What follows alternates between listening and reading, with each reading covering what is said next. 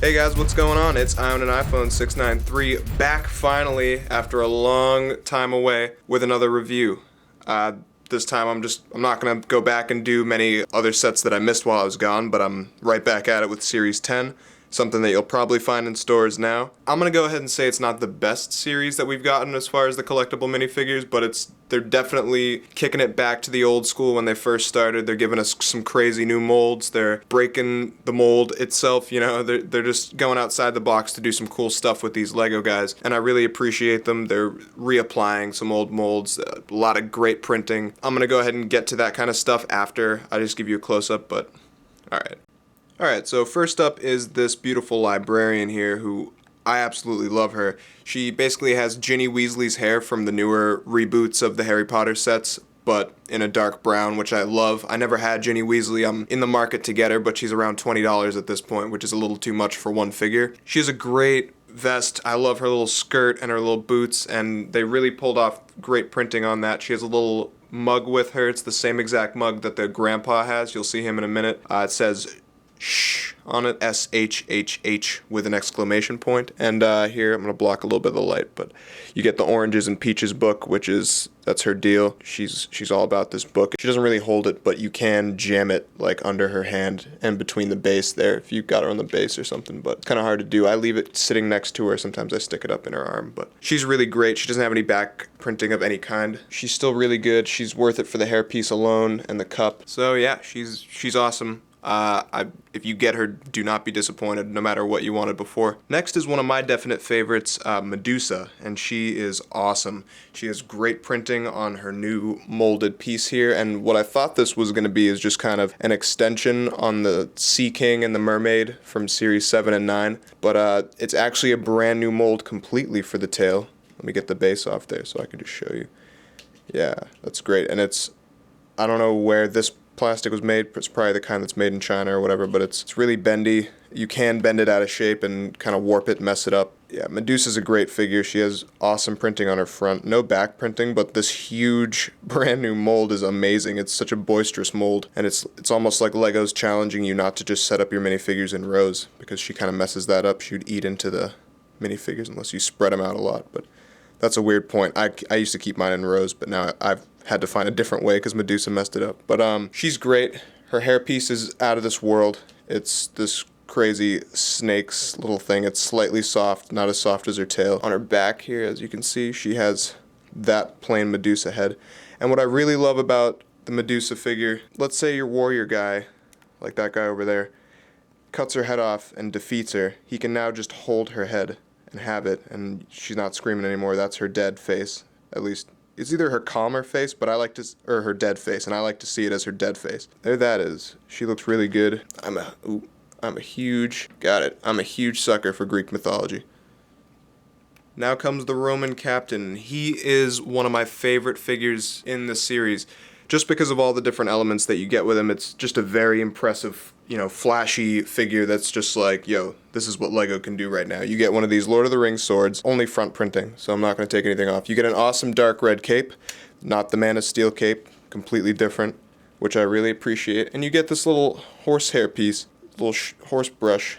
I'm going to need two hands. Get the little horse brush piece, and you can turn it to the side, and it looks just as legitimate as if you had it the other way I just had it. Now he's more Spartan. He's got a little wolf thing on there, the great belt, a little bit of the Batman six-pack going on there, great leg printing, great face printing with the 5 o'clock shadow. This guy has sandals and just even on the side of his feet. Great figure. One of my favorites. Next up is the Warrior Woman, and she's a great figure because not only do I love a strong lady in Lego, but historically she coincides with the Amazon women, and that's really cool. I don't know too much about them, but this day and age, strong women are a good thing to have in the media, especially toys for kids to play with. And that's a great hairpiece. That is just Wonder Woman's hair without the little tiara, and I like that a lot, because now I can play Wonder Woman as if she doesn't have the tiara, and we get the shield with the eagle, which is beautiful. Absolutely stunning printing on her front. We get the gold-tipped spear, which is an expansion on the Lord of the Rings props, which I really like, as well as castle in general, and, you can give this to the Roman guy, or a Roman guy.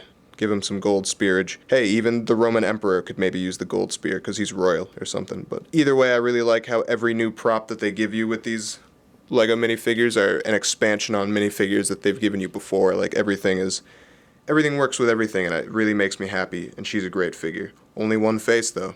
Following her is the Tomahawk Warrior, and he's a great minifigure as well. I think he either expands on the Native American minifigures or the Aztec Eagle Warrior from Series 7. I don't know which one that is. He's a great minifigure. He's got the arm printing on one side, a little tribal band there, and then on this side you got another more intricate little thing there. He's got Tonto's Tomahawk in a slightly lighter brown, but the same metal color for the little hatchet part at the top. He's got the guitarist from Series 4. He's got his mohawk on him, but it's black rather than pink, which is always cool to have a not pink mohawk. Great printing all over him. I couldn't even tell you where the best printing was. I mean, definitely not on the back, but arms, they got it. Little feather hanging in front of awesome detailing, stripes, little more tattoos that match his arm on his chest, which is great. And the pants even, they give you little awesome several patterns on the pants that are different and unique. And this guy is just, he's not a disappointment at all. He's very detailed, and he fits in with other minifigures that they've given you in the past, so I'm happy with him. Then comes the Skydiver, who is one of my favorite figures, and when he first came out, for some reason I thought he was going to have two faces, like one that wasn't all stretched out, but that's the only face you get on him. But that's not a big deal because he gets this new backpack piece. He gets the skater from Series 9's helmet piece there, and he gets a lot of awesome buckles and belt printing there. And the blue and green, the Brick Show green and the light blue are a great combination. Makes me really happy, especially with, you know, his yellow skin. That's great. I just want to have my fingers on him. He's great. Next is this cult classic, probably among the female LEGO fans and the more flamboyant males. Just kidding. No, but this is the female Bumblebee Lady, and she is great. I love her so much. She's got the Yogi Bear / Winnie the Pooh honey pot right there. She has an expansion on the fairy wings from Series 8. They're clear instead of light blue. I think that's what happened. And then she's got the nice standard stripes on her. I love that face with the little pink things on her cheeks and lipstick and all that. She's adorable. She's great. Great addition to the costumed minifigures. Next up is the Grandpa minifigure, and he is a great figure. Oh my god, look at that hairpiece. We've never seen anything like that. A hairpiece that is just a molded bald head, and it's pretty much just an old Commissioner Gordon face, but it's also very detailed. It's just about as detailed as the Commissioner Gordon face they put out this January, but as I mentioned before, he's got the little mug except no sh written on it, and the Old Times newspaper, which really makes me happy. It's got the old style little car there printed on it, and the words are just lines, but who cares? Still looks really great. The Grandpa is a beautiful figure, great printing. No, ooh, whoa, I didn't think he had back printing, but he's got pretty freaking awesome back printing. Look at that. Wow. And then, yeah, even the little pants continued up. He's wearing his pants higher than everybody else. Yeah, he's a great figure. Don't forget that he comes with this newspaper. Yes. Then comes the Paintball Player, and he is a great addition to like the sports kind of abstract minifigures because he's honestly out of left field. Comes out of nowhere. Great back printing with the orange on there, and then the green is a great addition all over that because you can use that as like maybe a zombie apocalypse or like a virus that got out or like a lab explosion. A little bit of printing on the helmet, which you got to give very much respect to. The white goggles do come out. You kind of build that. His face is great. He's got like a gangster, kind of messed up guy face, or he's just a jerk. And he comes with a great new mold for the paintball gun. And I never thought I'd see a Lego paintball gun by Lego. Thought that would only be like a brick arms kind of thing, but nope, you got that. There's the helmet. Great. I don't know if that's brand new. I think it might be a new helmet. Definitely new because of the printing, but yeah, don't forget that orange, which is awesome. And he's a great figure. And next on the list is one of my favorites, the Sea Captain. He's got this brand new mold, a little bit soft, so you can kind of flap the wings around there, a little soft. You get the seagull, and it's a beautiful thing. I really like that a lot. You get the Sean Connery face, Captain Ahab, arm printing in gold, which you don't really get, which is beautiful. And some binoculars that are, you know, way better than the binoculars we've been getting in like the Clone Wars, Star Wars sets, etc. Definitely love the seagull, love his hat. Obviously no back printing or like back printing of any kind, honestly.